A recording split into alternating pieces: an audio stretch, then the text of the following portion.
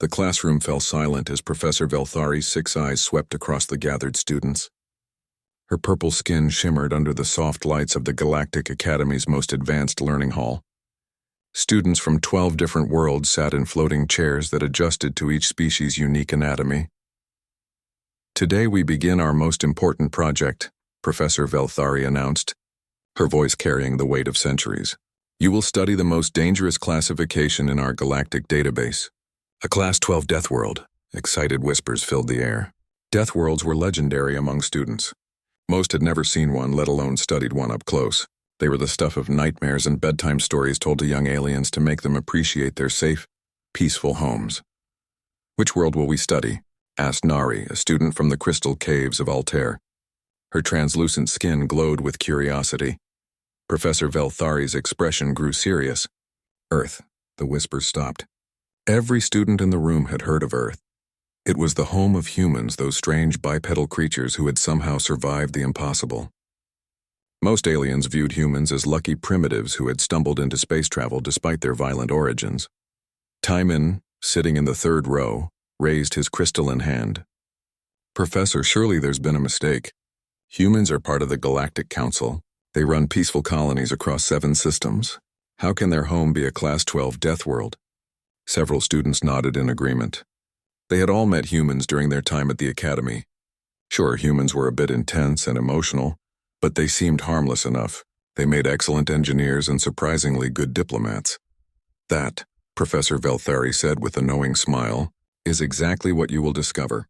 In the back row, Ijin shifted in her water-filled chair. As a cetacean from the peaceful ocean worlds, she had always found humans puzzling. They seemed to enjoy competition and conflict in ways her people found disturbing. But dangerous? The idea seemed absurd. "I have studied human behavior for 3 cycles, Ijin said, her voice bubbling through her breathing apparatus. "They are emotional and sometimes aggressive, but they have created beautiful art and music. They show kindness to other species. How can such beings come from a death world?" Wu Sung's ears twitched with interest. The Felonian student had enhanced hearing that picked up every subtle sound in the room. He had noticed something the others missed, a soft sigh from the corner where the human teaching assistant sat. Sora Park looked up from her data pad, her dark eyes meeting Wu Sung's gaze for a moment. She was young for a human, probably in her mid-20s by their standards. Her black hair was pulled back in a simple style, and she wore the standard academy uniform. To most students, she seemed unremarkable. "Miss Park," Professor Velthari called out, "perhaps you would like to share your thoughts on this project?" Sora stood slowly, her movements careful and controlled. "Professor, with respect, I think the students should discover these answers for themselves. Some knowledge changes how you see things. Forever." Her words carried an odd weight that made several students uncomfortable. Da-hyun, a gentle herbivoran whose people had never known conflict, felt a chill run through her leafy exterior. "Nonsense," laughed Jin-woo, a crystalline being who fed on ambient radiation. "Knowledge is just information. It cannot harm us." Sora's expression grew sad. "That's what I used to think too." Professor Velthari gestured for Sora to sit. "Miss Park will be available to help with your research, though I suspect she will be selective about what guidance she provides." The professor began distributing the project assignments. Each student received a data crystal containing their research parameters. The soft blue glow of the crystals reflected off scales, chitin, and crystalline skin as eager students examined their tasks. "You will work in small groups," Professor Velthari explained. "Your goal is to understand why Earth receives its Class 12 designation. You will study its geology, biology, climate, and ecological systems. Most importantly, you will analyze how these factors shape the dominant species." Taemin looked at his assignment crystal with growing excitement. "We get to study actual Earth creatures.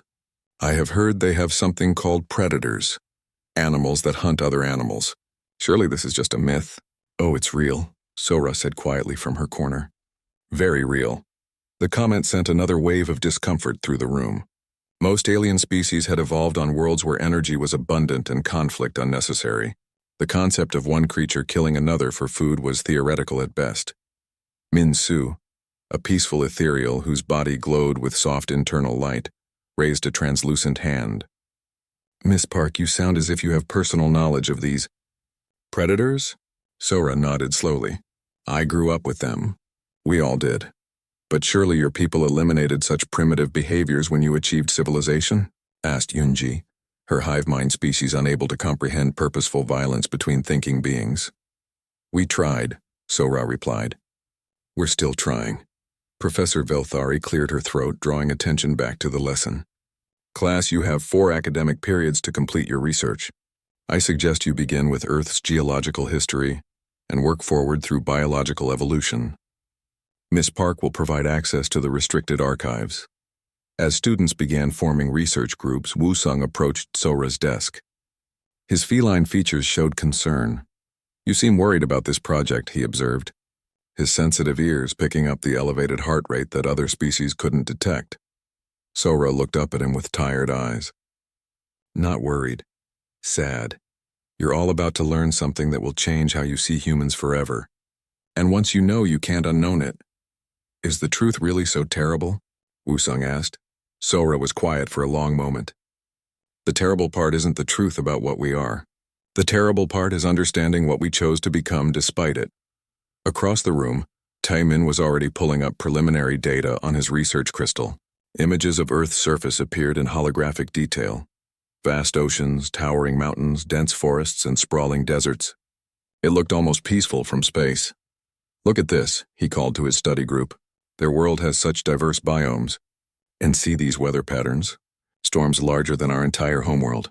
How did anything survive in such chaos? Heejin joined him, her water suit allowing her to move freely through the air-filled classroom. Perhaps they lived underground? Or developed advanced shelters early in their evolution. Dahyun's photosynthetic patches dimmed with worry. I am reading about something called winter, a season where all plant life dies. How could any ecosystem survive such a thing? Maybe that's why it's classified as a death world, suggested Jinwoo.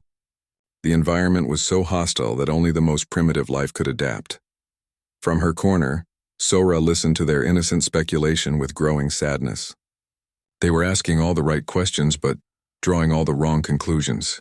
Soon they would learn that humans hadn't just survived Earth's hostility. They had been shaped by it into something the galaxy had never seen before. As the class period ended and students began filing out, chattering excitedly about their upcoming research, Sora remained at her desk. Professor Velthari approached, her ancient eyes filled with sympathy. You could warn them more directly, the professor suggested. Sora shook her head. They need to discover it themselves. Just like I did. Just like every human child does when they learn what we really are.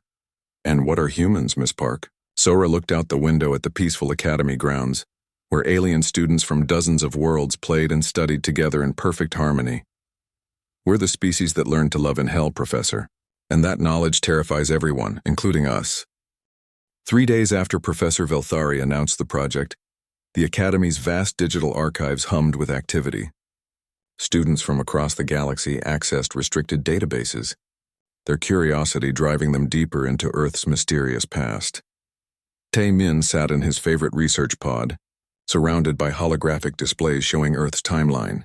What he found made no sense at all. According to the data, Earth had experienced 5 major extinction events. Each one had wiped out most life on the planet. This cannot be correct, he muttered to himself, cross-referencing the information with known planetary development patterns. On his homeworld of Altair, evolution had been steady and peaceful. Species developed slowly over millions of years without major disruptions, but Earth was different. The data showed massive volcanic eruptions that lasted for thousands of years, asteroid impacts that threw debris into the atmosphere and blocked sunlight for decades, ice ages that froze entire continents, climate shifts so extreme they would have sterilized most worlds completely. How did anything survive? Taemin wondered aloud. In the next pod over, Hyejin was having similar troubles understanding the data. Her water-filled research chamber displayed information about Earth's predator-prey relationships. The images showed creatures that seemed designed specifically to kill other creatures. She watched in horror as the database showed her something called a great white shark. The massive creature had rows of razor-sharp teeth and could bite through metal. Its entire body was built for hunting and killing. Surely this is some kind of mistake, Hyejin whispered through her breathing apparatus. On her oceanic homeworld, all creatures shared resources peacefully. Plants provided energy directly from their star's light. Animals filtered nutrients from the water without harming each other. But Earth's oceans were different. The database showed countless species of fish that ate other fish, mammals that hunted in coordinated groups, even tiny microscopic organisms that consumed their neighbors to survive. Da-Hyun had found her own disturbing information. The gentle herbivoran was studying Earth's plant life, expecting to find familiar patterns of photosynthesis and peaceful growth. Instead, she discovered something that made her feel physically sick. Plants on Earth competed with each other. They released chemical weapons to kill neighboring plants. Some grew so tall they blocked sunlight from reaching smaller plants below. Others developed thorns and poisons to prevent animals from eating them. "This is impossible," Da-Hyun said, her leafy exterior trembling with distress. "Plants are meant to nurture life, not destroy it." She accessed more files about Earth's ecosystems. What she found next was even worse. There were plants that ate animals. Actual plants with traps that caught and digested living creatures. The database showed images of Venus flytraps snapping shut on insects and pitcher plants that drowned small animals in acid. Da-Hyun's photosynthetic patches turned pale green with shock. In all her studies of botanical evolution, she had never imagined such horrors could exist. Jinwoo was having his own crisis of understanding. The crystalline being fed on ambient radiation, converting energy directly from his environment. The process was clean and efficient, requiring no waste or consumption of other living things. Earth's energy systems made no sense to him. According to the database, most Earth creatures use something called biological combustion to survive. They consumed other organisms and burned them internally for energy. The process was incredibly wasteful, converting only a small percentage of available energy into useful power. How could such an inefficient system evolve? Jinwoo asked himself. On his homeworld, any creature that wasted energy so carelessly would have died out quickly. Yet Earth's database showed billions of creatures all using this primitive method. He dug deeper into the files and found something even more confusing. Earth creatures didn't just consume plants or simple organisms, they consumed each other. Large animals hunted and killed smaller animals. The smaller animals hunted and killed even smaller ones. It was an endless cycle of consumption and death. Minsu, the peaceful ethereal, had wandered into even darker territory. His people had evolved beyond physical form, existing as pure energy beings who shared thoughts and emotions across their entire species. Violence was literally impossible for them to understand, but Earth's database contained detailed records of something called warfare. Minsu stared at the holographic displays showing human conflicts throughout history. Massive battles where thousands of humans killed other humans. Weapons designed specifically to cause death and suffering. Entire cities destroyed in conflicts between different human groups. The young ethereal's energy form flickered with distress. He tried to understand the logic behind human warfare, but it made no sense. Why would intelligent beings organize themselves specifically to harm other intelligent beings of their own species? He accessed military history files, hoping to find some explanation. Instead, he found records of something called genocide, the deliberate attempt to completely eliminate entire groups of humans. The numbers were staggering. Millions of deaths, entire cultures wiped out. Minsu's form began to dim as emotional overload threatened his energy matrix. This level of violence was beyond his species' ability to comprehend. Yoonji approached the research from her hive mind perspective. Her people made decisions collectively, with millions of individual consciousnesses contributing to every choice. Conflict was resolved through shared understanding and compromise. Human civilization seemed to work completely differently. The database showed individual humans making decisions that affected entire groups, leaders who commanded through personal authority, rather than collective wisdom, economic systems based on competition, rather than cooperation. How do they function without shared consciousness? Yoonji wondered. The idea of millions of separate minds all pursuing different goals seemed like a recipe for chaos. She studied human social structures more closely. What she found disturbed her even more. Humans formed smaller groups within their larger society. These groups often competed with each other for resources and territory. Sometimes they fought wars against other human groups. Even their families seemed competitive. Children competed with siblings for parental attention. Adults competed for jobs and mates. The entire species seemed locked in constant internal struggle. Dong Hyun had taken a different approach to the research. The philosophical sage being was interested in how Earth's harsh environment had affected human psychology and culture. What he found was deeply troubling. Human literature was filled with stories of conflict and struggle. Their art depicted violence and death alongside beauty and love. Their music expressed emotions that most species couldn't even feel. Rage, desperation, bitter triumph over defeated enemies. But there was something else in human culture that puzzled Dong Hyun. Despite their violent origins, humans had created concepts of mercy, forgiveness, and self-sacrifice. They wrote poetry about protecting the weak. They built institutions designed to help those who couldn't help themselves. How can the same species create both weapons of war and works of compassion? Dong Hyun asked himself. Sujin was examining human technological development when she noticed something unusual. Her people had developed advanced technology slowly over millions of years, driven by abundant resources and unlimited time. There had been no pressure to innovate quickly. Humans had developed their technology in just a few thousand years. The timeline showed explosive periods of innovation, often connected to military conflicts or environmental challenges. They had gone from simple tools to space travel in an impossibly short time. Why were they in such a hurry? Sujin wondered.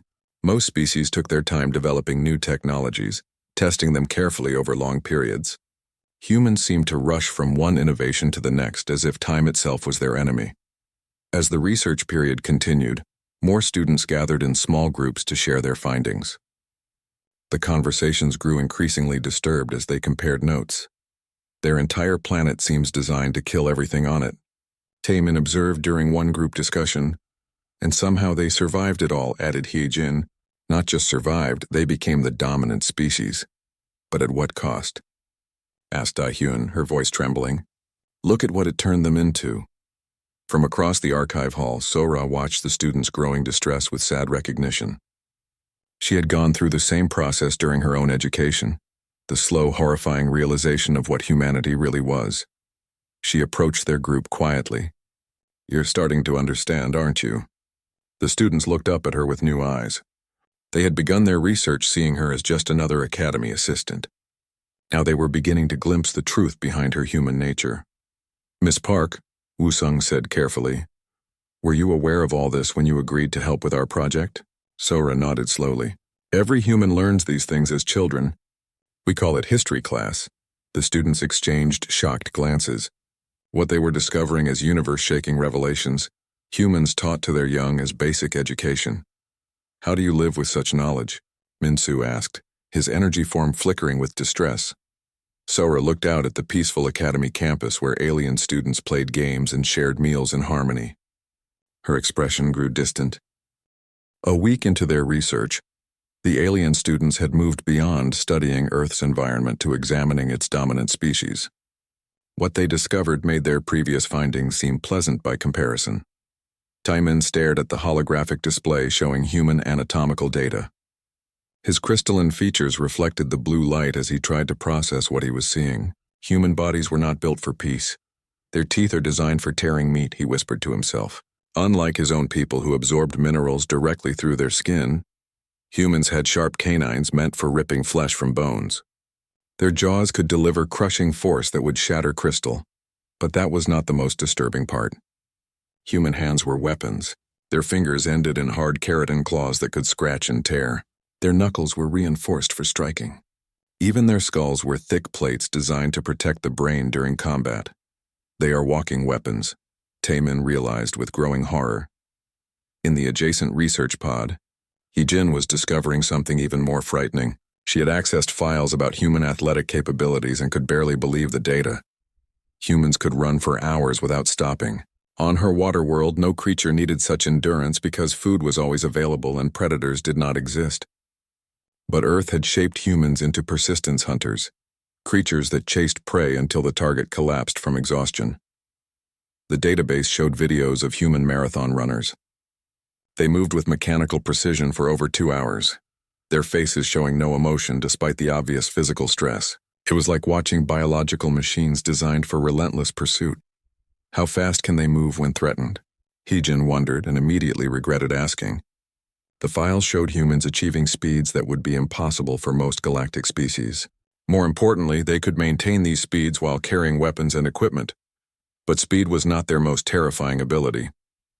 Humans could function while badly injured. The medical files showed case after case of humans continuing to fight with broken bones, severe blood loss, and damaged organs. On any civilized world, such injuries would incapacitate someone completely. Da-Hyun had made her own disturbing discovery. The gentle herbivoran was studying human dietary patterns when she found something that made her photosynthetic patches turn pale with shock. Humans were omnivores. They ate both plants and animals. But unlike other omnivorous species in the galaxy that consumed simple organisms, humans hunted and killed complex creatures with advanced nervous systems. The database contained detailed information about human hunting practices throughout history. They had developed thousands of different ways to kill animals: spears, bows, traps, and poison.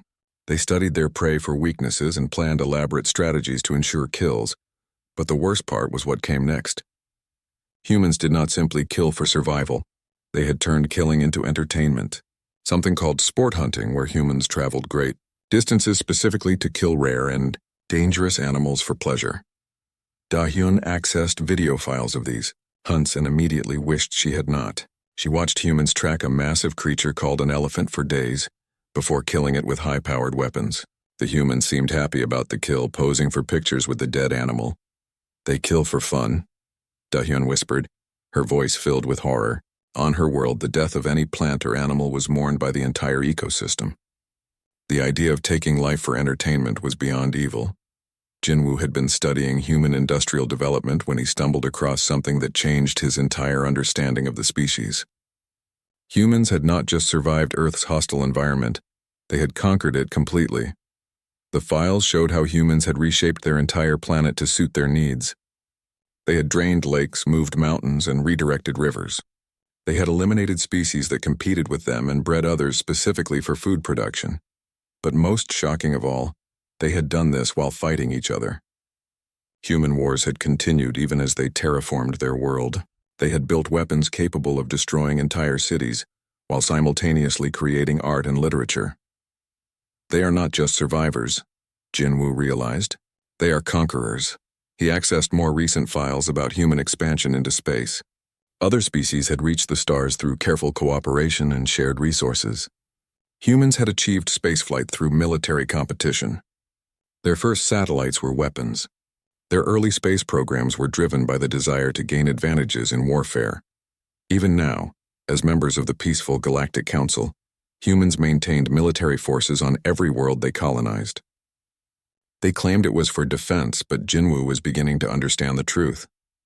Humans could not stop being what Earth had made them.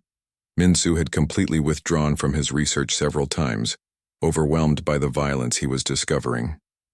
But each time, curiosity drew him back to the files. He needed to understand how such creatures could exist. The latest files he accessed were about human psychology during conflict. The data showed that humans could enter mental states where they felt no fear, pain, or mercy, something called combat rage that turned them into perfect killing machines. But there was more. Humans could trigger this state voluntarily. They had trained their minds to become weapons just as dangerous as their bodies. Entire martial arts systems were built around channeling and controlling human aggression. They weaponized their own emotions, Minsu realized, his energy form flickering with distress. Even worse, humans taught these skills to their children. Schools on Earth included physical combat training as standard education. Human children learned to fight before they learned advanced mathematics. Yoonji was studying human social structures when she discovered the most disturbing truth yet. Her hive mind species made decisions through collective consciousness, with every individual contributing to the greater good. Human society worked on completely different principles. Humans were individuals first and group members second. They made personal decisions that could harm their communities. They competed with each other even within their own families. Their entire social structure was built on controlled conflict. But they had taken this competitive nature and turned it into something unprecedented in galactic history. Human innovation came from individuals trying to surpass each other. Their art emerged from personal expression rather than collective harmony. Their science advanced through academic competition and peer rivalry. They turned competition into evolution, Yunji whispered in amazement and horror. The files showed how human civilization had advanced faster than any other species in galactic history. In just a few thousand years, they had gone from primitive hunters to spacefaring technologists. The driving force behind this impossible progress was their inability to stop competing with each other. Dong-hyun had been studying human philosophy and religion when he made a connection that shook him to his core. Despite everything else he was learning about human nature, their greatest thinkers had all reached the same conclusion. Humans knew exactly what they were. Their literature was filled with recognition of their violent origins and dangerous nature. Their religions focused on controlling and transcending their aggressive instincts. Their philosophy centered on the struggle between their animal nature and their desire to be better. They are self-aware predators trying to become something more, Dong-hyun realized. This was what made humans so disturbing to other species. Most civilized races had evolved beyond their primitive origins naturally. Through environmental abundance and cooperative development, humans had evolved beyond their origins through conscious choice and constant effort. Every act of human kindness was a victory over their nature. Every moment of peace was a deliberate decision to resist their instincts. They were not naturally good, they chose to be good. Despite everything Earth had made them, Sujin had been researching human technological development when she discovered something that explained their impossible speed of innovation. Humans did not develop technology for comfort or convenience. They developed it for survival and warfare. Every major human innovation had military applications. Their computers were designed to calculate missile trajectories. Their internet was created for military communication. Even their space program had begun as weapons research. But they had taken these tools of war and turned them into instruments of peace and cooperation. The same technology they used to build weapons they also used to create art, heal the sick, and explore the universe. They are masters of adaptation, Sujin realized. They turn everything into a tool for survival, even their own destructive impulses. As the research period neared its end, the students gathered one final time to share their findings. The meeting was subdued, with none of the excitement they had felt at the beginning of the project. So, Taemin said quietly, we now understand why Earth is classified as a Class 12 Deathworld. And we understand what it created, added Hyejin, her voice barely audible through her breathing apparatus. Da-hyun's photosynthetic patches were dim with distress. How do we present this to the class? How do we explain what humans really are? From across the archive hall, Sora approached their group. She had been watching their research progress with them. The day before their final presentation, Sora Park requested a private meeting with the research group. She led them to a small conference room deep in the academy archives, away from other students and faculty. Before you present your findings, Sora began, settling into a chair designed for human anatomy, there are things about my people that are not in the official databases, things that might help you understand what you have discovered. The alien students arranged themselves around the room, each in their preferred environment. Taemin's crystalline form reflected the soft lighting, while Hyejin remained in her portable water chamber. The others found positions that allowed them to focus completely on what Sora was about to reveal. You have learned that humans are weapons shaped by a death world, Sora continued. But you have not yet understood the most important part. We did not just survive Earth. We conquered it so completely that we forgot we were supposed to be afraid. She activated a holographic display showing images of modern Earth cities. Towering structures of metal and glass reached toward the sky, surrounded by carefully maintained parks and gardens. Millions of humans moved through these spaces in apparent peace and cooperation. This is what Earth looks like now, Sora explained. Clean, organized, beautiful. You would never guess that every square meter of this planet was once a battlefield where our ancestors fought for survival. Taemin studied the images carefully. How did you transform such a hostile world into something so peaceful? Sora's expression grew complicated. We did not make it peaceful. We made it controlled. Every aspect of Earth's environment is now managed by human systems. We redirected rivers, reshaped mountains, and eliminated most of the dangers that once threatened us. She changed the display to show images of Earth's wildlife preserves. Animals that had once been deadly predators now lived in protected areas, their populations carefully managed by human caretakers. The predators that shaped us no longer exist in meaningful numbers, Sora continued. The environmental challenges that forged our species have been eliminated or controlled. We live on a world that we have remade to be safe. Hyojin bubbled with confusion. But surely this is good. You have eliminated suffering and danger. Have we? Sora asked quietly. Or have we simply removed the challenges that gave our lives meaning? She showed them new data about human psychology in the modern era. Depression, rates anxiety disorders, and what human psychologists called existential crisis. Despite living in the safest, most comfortable environment in human history, many humans struggled with feelings of emptiness and purposelessness. We evolved to face impossible challenges, Sora explained. When those challenges disappeared, we had to create new ones. Human sports are simulated combat. Our entertainment centers on conflict and struggle. Our games are practice for battles we no longer need to fight. Donghyun's philosophical mind grasped the implications immediately. You have created artificial challenges to replace the real ones that shaped you. Sora nodded. We compete in everything: business, academics, arts, even charity work. We turn helping others into a competition to see who can help the most. It is the only way we know how to function. She activated another set of displays showing human colonial worlds. Each settlement was heavily fortified despite being located in peaceful sectors of the galaxy. Human colonists maintained military training programs even on worlds where no threats existed. This is why other species find us disturbing, Sora continued. We prepare for wars that may never come. We train for dangers that do not exist. We cannot stop being what Earth made us even when it is no longer necessary. Minsu's energy form flickered with distress. But you have also created art and music. You show kindness to other species. How do you reconcile your warrior nature with such gentleness? Sora was quiet for a long moment.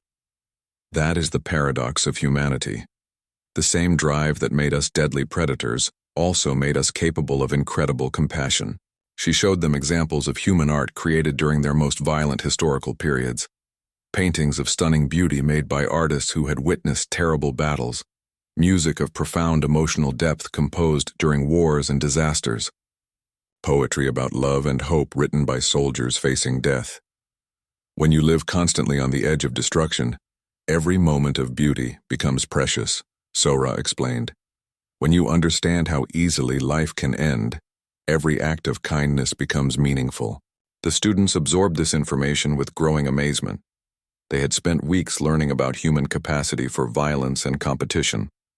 Now they were discovering that these same traits had produced humanity's greatest achievements. Our literature explores themes that most species cannot even understand, Sora continued. The struggle between good and evil, the choice between selfishness and sacrifice, the meaning of courage in the face of certain defeat. These concepts only make sense to beings who live with the constant possibility of conflict. Sujin leaned forward with interest.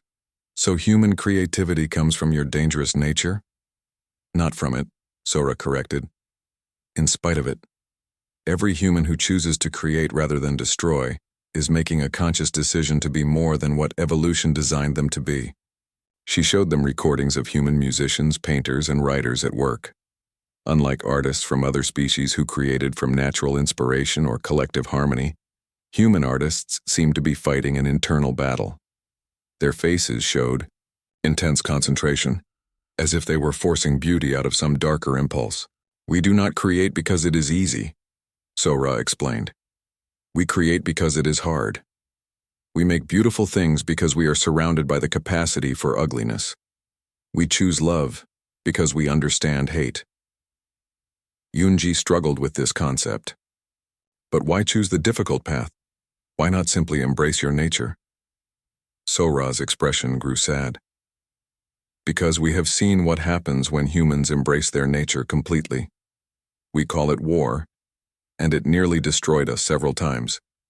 She showed them classified historical records that were not available in the student databases, images of human conflicts from their pre-space era, cities reduced to rubble, entire populations displaced or eliminated, weapons capable of sterilizing continents. We came very close to destroying ourselves, Sora admitted. Our competitive nature and capacity for violence almost ended our species before we reached the stars. We learned that our greatest enemy was not Earth's hostile environment. It was ourselves. The students stared at the historical records in shocked silence. They had known that humans were violent, but seeing the scale of destruction they were capable of was overwhelming. How did you survive such conflicts?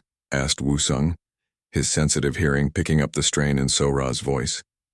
We learned to channel our nature into non-destructive competition, Sora replied. Instead of fighting each other for territory, we began competing to see who could build the most impressive cities. Instead of developing new weapons, we competed to create better art, music, and literature. She showed them examples of human achievements from their recent history, massive construction projects that required unprecedented cooperation. Scientific discoveries that came from researchers competing to solve the same problems. Space exploration programs driven by national rivalry but resulting in shared knowledge. We turned our destructive impulses into creative ones, Sora continued. But the underlying drive remains the same. We still compete. We still strive to surpass each other. We simply do it in ways that build rather than destroy. Dahyun's photosynthetic patches brightened with a new understanding. So when humans show kindness to other species, it is not natural behavior? It is the most natural thing we do. Sora corrected gently, because choosing to be kind when you are capable of violence is what makes us human. She stood and moved to the window, looking out at the peaceful academy campus where alien students from dozens of worlds studied together in harmony. Every human in this galaxy makes that choice every day, Sora continued. We choose to be helpful rather than harmful. We choose to build rather than destroy. We choose to protect the weak rather than exploit them. But these are choices, not instincts. The students sat in contemplative silence, processing this new understanding of human nature. They had begun their research thinking that humans were simply lucky primitives. Then they had learned that humans were dangerous predators. Now they were discovering that humans were something unprecedented in galactic history. Predators who had chosen to become protectors. Miss Park, Taemin said finally, what you are describing sounds exhausting. How do humans maintain such constant self-control? Sora smiled for the first time during their conversation. We do not do it alone. Human society is built around helping each other make good choices. Our families teach us to control our impulses. Our communities provide outlets for our competitive nature. Our governments create systems that reward cooperation over conflict. She showed them examples of human social structures designed to channel aggressive instincts into positive outcomes. Sports leagues that turned combat into entertainment. Business competitions that drove innovation. Academic rivalries that advanced scientific knowledge. We have learned to use our nature rather than fight it, Sora explained. We compete to see who can be more generous. We strive to out. The night before their presentation, none of the research group could rest. They had spent weeks uncovering humanity's true nature, and the weight of that knowledge pressed down on them like a physical force. Taemin wandered the academy's crystal gardens, his translucent form reflecting the soft moonlight from 3 different moons. The peaceful environment that had always calmed him now felt strange and artificial. After learning about Earth's constant dangers, the academy seemed almost absurdly safe. He thought about the humans he had known during his studies. His engineering professor, Dr. Kim Nam-ho, who patiently helped struggling students and never raised his voice in anger. His doormate's friend, Jae-sung, who shared his food and always asked about Taemin's homesickness with genuine concern. They are all carrying this knowledge, Taemin realized with growing amazement. Every human knows what their species is capable of, and they choose kindness anyway. The thought was both terrifying and beautiful. Dr. Kim's patience was not natural gentleness, it was the conscious choice of a being who could easily dominate through force but chose to educate instead. Jae-sung's kindness was not instinctive behavior. It was the deliberate decision of a predator to nurture rather than consume.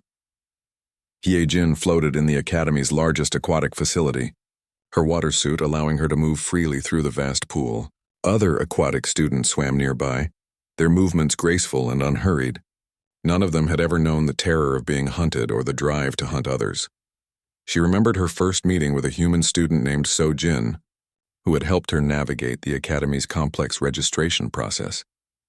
So-Jin had spent hours explaining procedures and even arranged for special dietary accommodations for Hee-Jin's unique nutritional needs.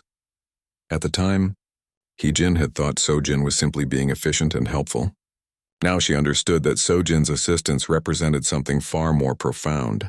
A being shaped by millions of years of competitive evolution had chosen to spend her time helping a potential rival succeed.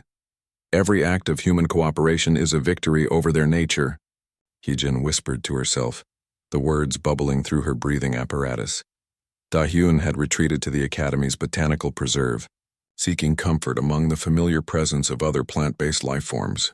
The gentle rustle of leaves and the soft exchange of chemical signals usually brought her peace.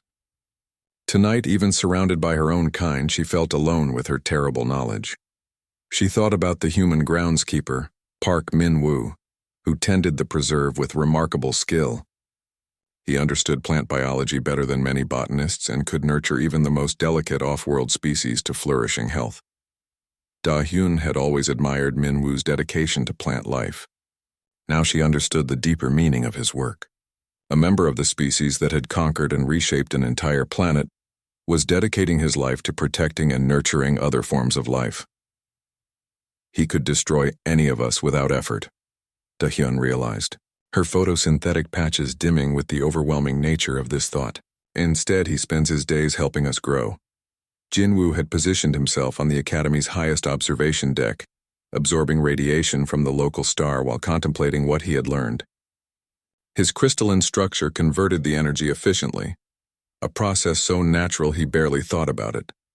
He compared his own ease of existence to what he now knew about human energy needs. Humans had to actively hunt, gather, and prepare their food.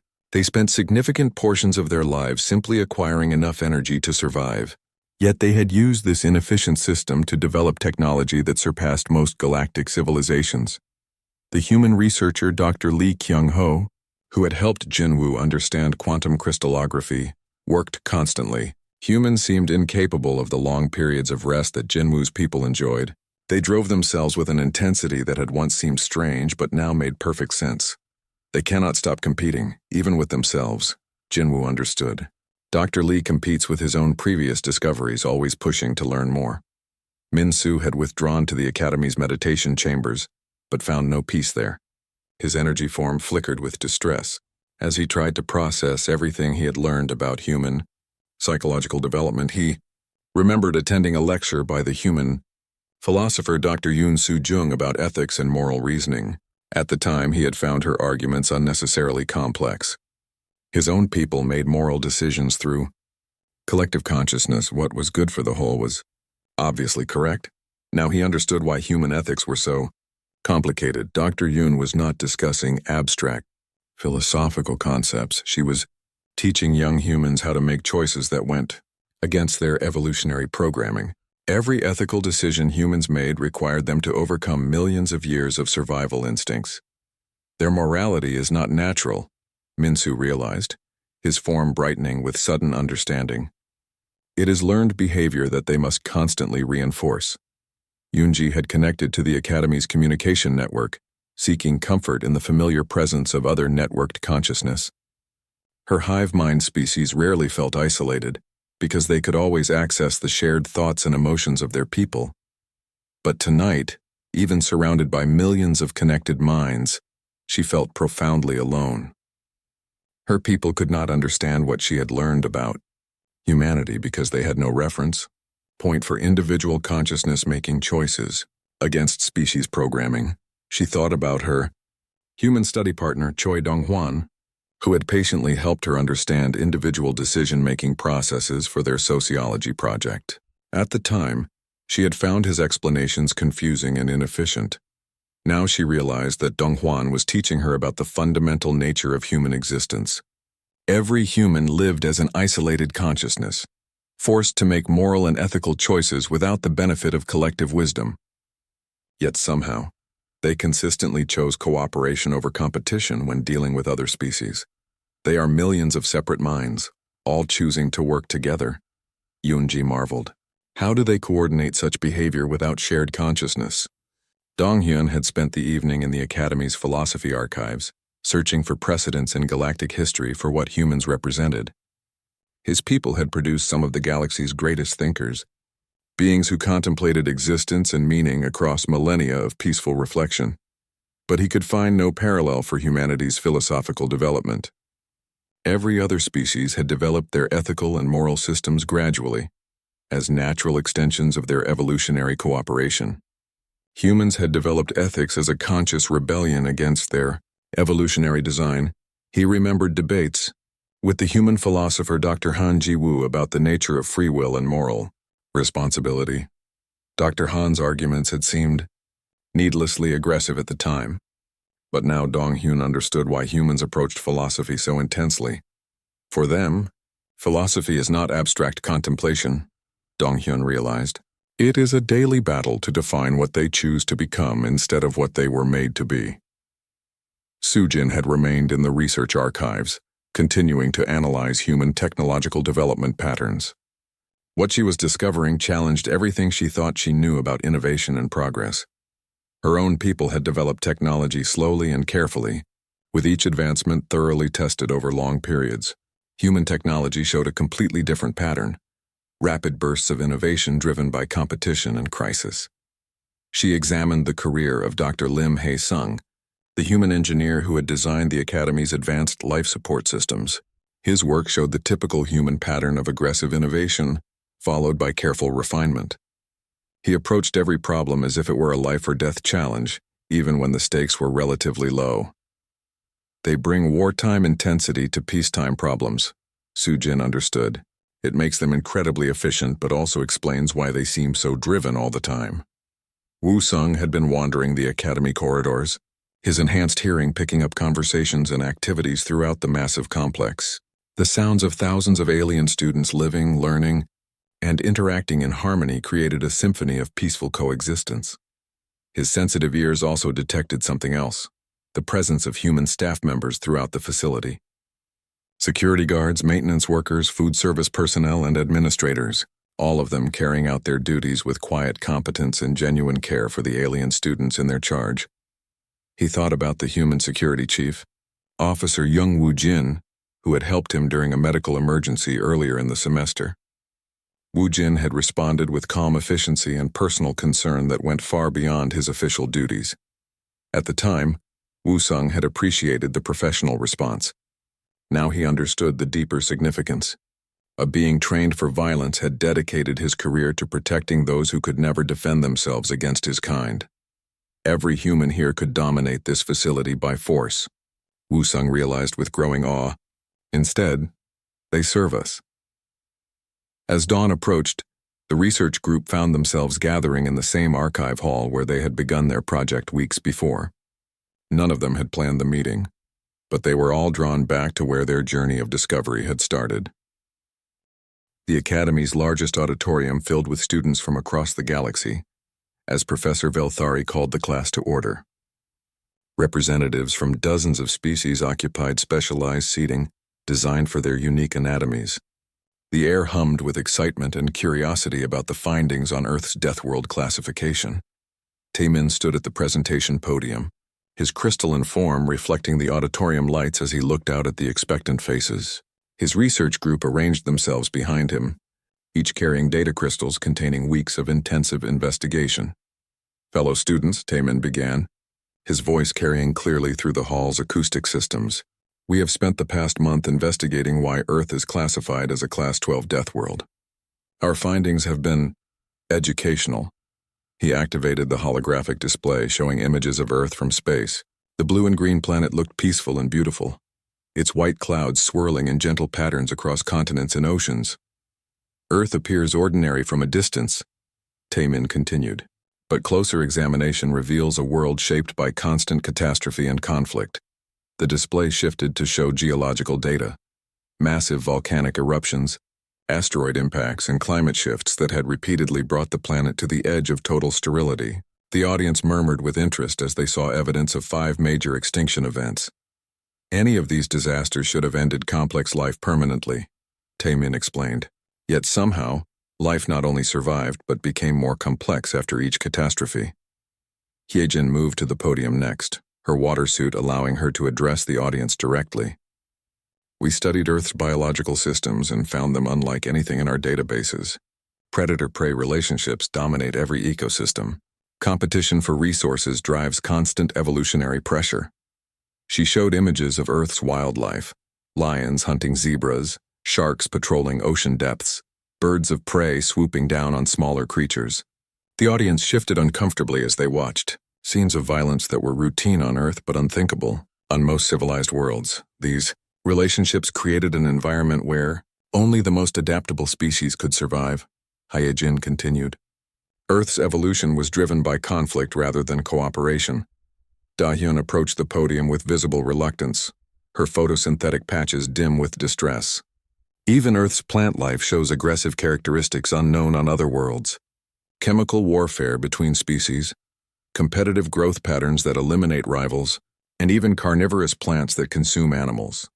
The holographic display showed time-lapse footage of plants competing for sunlight, root systems engaging in chemical battles, and Venus flytraps capturing insects. Several herbivorous students in the audience made sounds of distress at these images. Earth's entire biosphere is based on principles that contradict our understanding of natural development, Dahyun explained, her voice trembling slightly. Jinwoo took his turn at the podium, his crystalline structure glowing with absorbed energy. We analyzed Earth's energy systems and found them remarkably inefficient by galactic standards.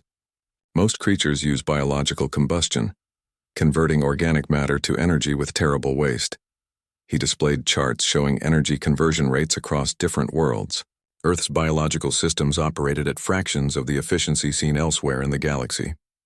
Yet despite this inefficiency, Earth's dominant species achieved technological advancement faster than any other known civilization.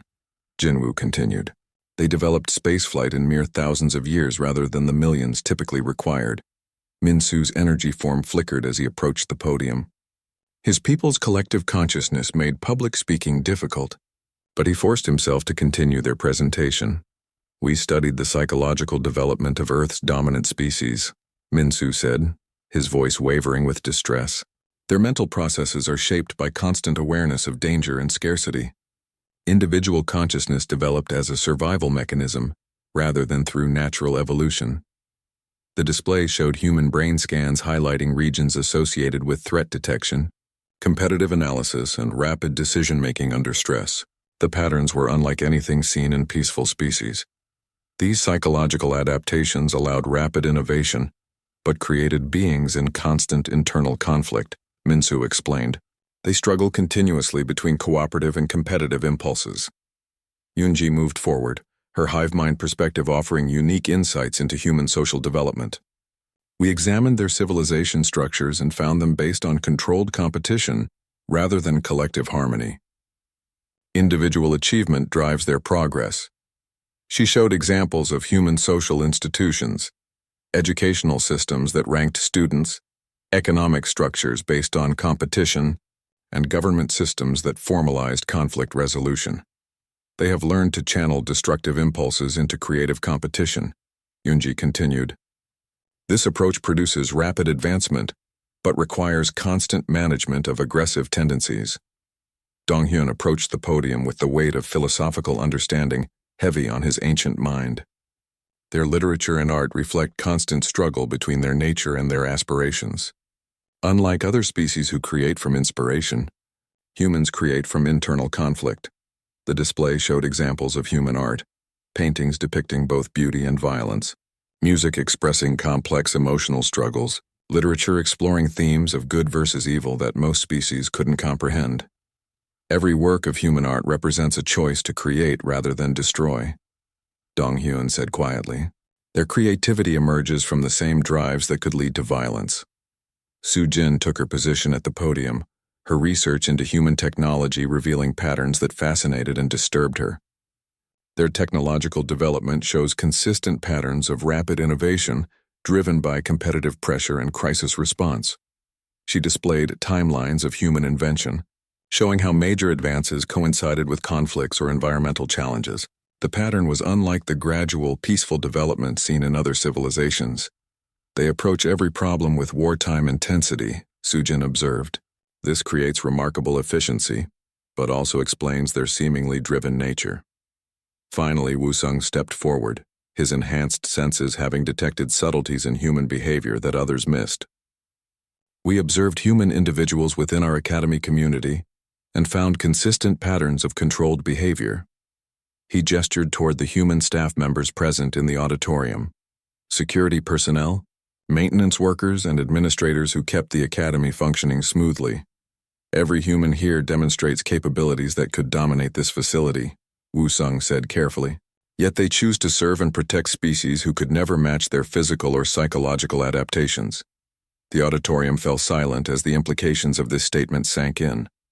Students looked around at the human staff members with new awareness, seeing them not as helpful service personnel, but as incredibly dangerous beings choosing to be gentle.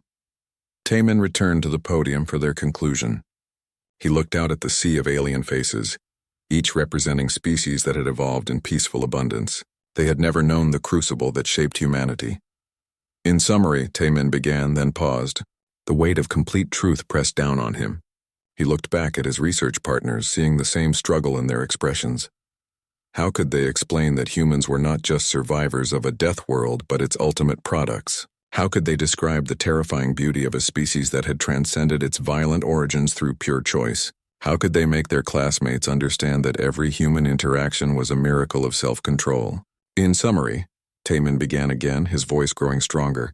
Earth qualifies as a Class 12 death world due to its extreme environmental instability and hostile biological systems. The audience waited expectantly for more details. But Taemin found himself unable to continue. The full truth felt too dangerous to share, too overwhelming for species who had never known real conflict. The geological evidence shows repeated catastrophic events, Hae-jin added quickly, stepping forward to support her teammate. Climate shifts and volcanic activity created an environment where only the most adaptable life could survive. Predator-prey relationships dominated ecosystem development, Da-hyun contributed, her voice barely audible.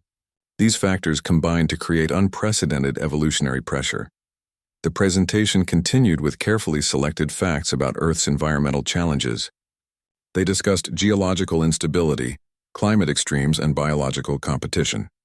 But they avoided the deeper truth about what these conditions had created in humanity. Professor Velthari watched the sanitized presentation with knowing eyes. She had seen this same pattern many times before. Students who discovered humanity's true nature and found themselves unable to share the complete truth.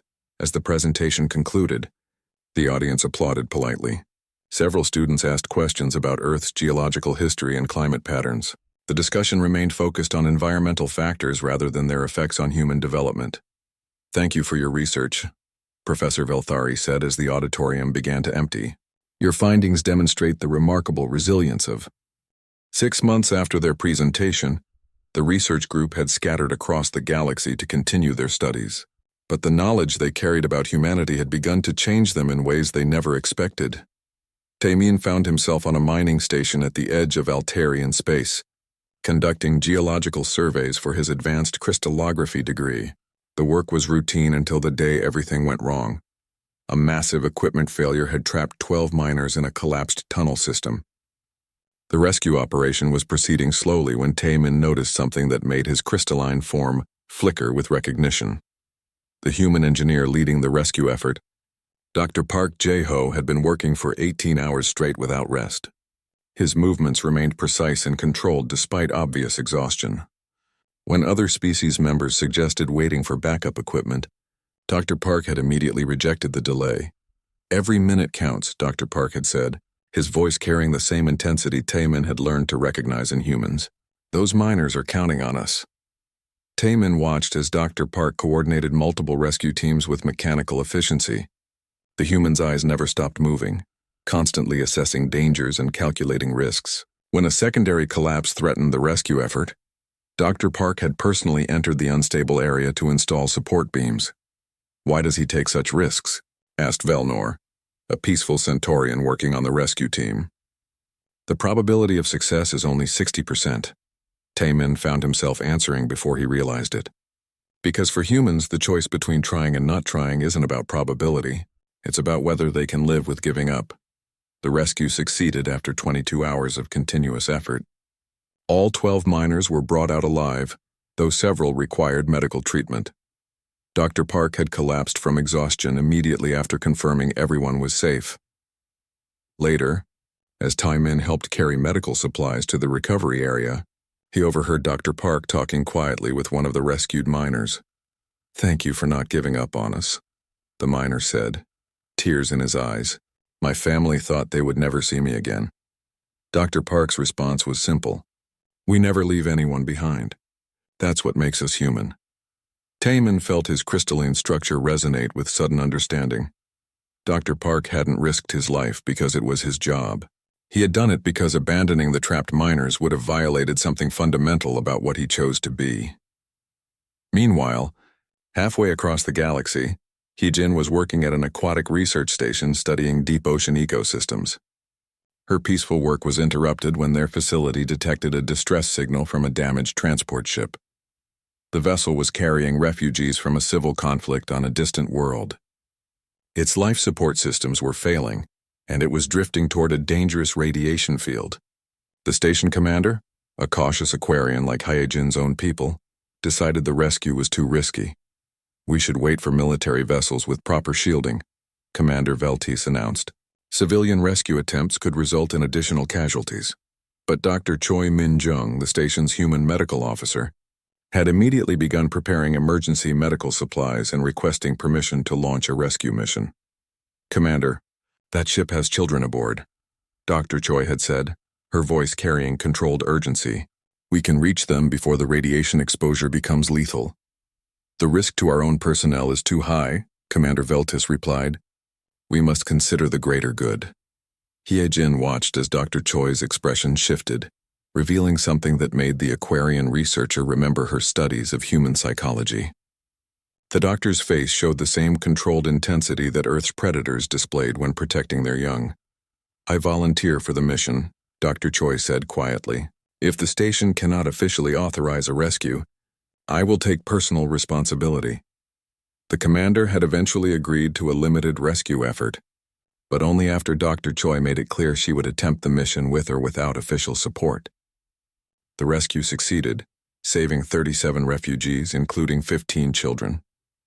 Hee-Jin found herself helping with medical treatment for the rescued families. She watched Dr. Choi work with systematic efficiency, treating injuries while simultaneously comforting frightened children. The human doctor seemed to draw energy from the act of helping others, despite having worked for hours without rest. "Why do you push yourself so hard?" Hee-Jin asked during a brief break in the medical work. Dr. Choi looked surprised by the question. "Those people needed help. How could I do anything less than my best?" The simple response carried depths of meaning that Hee-Jin was only beginning to understand. Dr. Choi hadn't acted from duty or obligation. She had acted from an internal drive to protect and nurture that seemed to contradict everything Hee-Jin had learned about human evolutionary origins. Dahyun was experiencing her own revelations while working at an agricultural research facility on a frontier world. The colony was struggling with crop failures that threatened the food supply for thousands of settlers. The human botanist Dr. Kim Soo-jin had been working around the clock to develop hybrid plants that could survive the planet's harsh growing conditions. Her research methods were unlike anything Dahyun had seen before. Where most botanical researchers worked slowly and carefully, Dr. Kim approached every experiment with controlled urgency. She tested dozens of different genetic combinations simultaneously, pushing the boundaries of what Dahyun considered safe scientific practice. "The colonists cannot wait for perfect solutions," Dr. Kim explained when Dahyun questioned her aggressive timeline. "Children are already showing signs of malnutrition. We have to find answers now." Dahyun watched as Dr. Kim worked 18-hour days, her human endurance allowing sustained effort that would exhaust most species.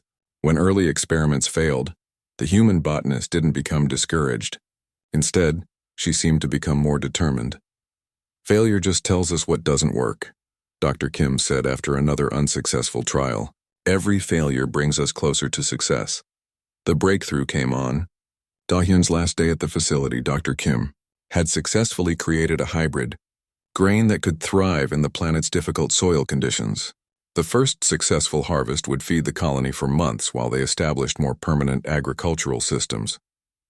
Da-hyun found Dr. Kim in the test fields, standing among the healthy grain plants with tears streaming down her face. The human botanist was exhausted but radiant with joy. "Why are you crying?" Da-hyun asked, concerned that something was wrong.